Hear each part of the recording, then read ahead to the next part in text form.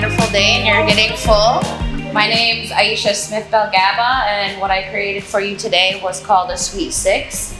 So I'm from 6 Nations and I incorporated Haudenosaunee components into the meal. I've developed all the recipes myself, so they're original. On the plate you have a foraged wild clover and sweetgrass ice cream made with oat milk sweetened with agave on top of a dehydrated strawberry powder. And then on the other side of the plate you have fresh berries, a oat milk, vanilla, and black pepper custard with a Haudenosaunee white corn vanilla cake.